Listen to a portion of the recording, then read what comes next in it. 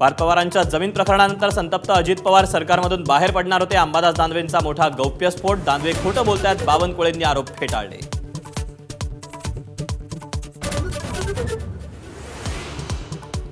मतदार यादीतील घोळाचे आरोप आता थेट राजकीय कुटुंबापर्यंत। संजय शिरसाटांच्या मुलीचं नाव मुदत संपल्यानंतर मतदार यादीत टाकलं, दानवेंचा आरोप। तर दानवेंचे आरोप बिनबुडाचे, शिरसाटांचा दावा।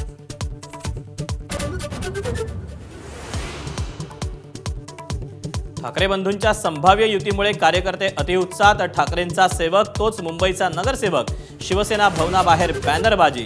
ठाकरेंच्या सूचनेनंतर बॅनर हटवले।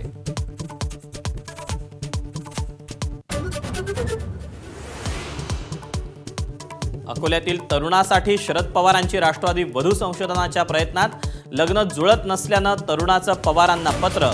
लग्नाचा सर्व खर्च उचलण्याचाही पक्षाचा निर्णय।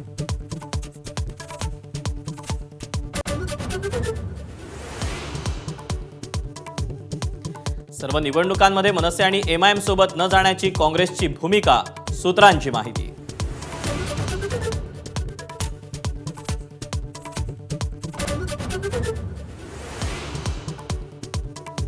संशयित दहशतवाद्यांनी 4 शहरं बेचिराख करण्याचा प्लॅन आखला होता। दिल्ली स्फोटानंतर मोठं षडयंत्र उघड। स्फोटातील मृतांचा आकडा 13 वर।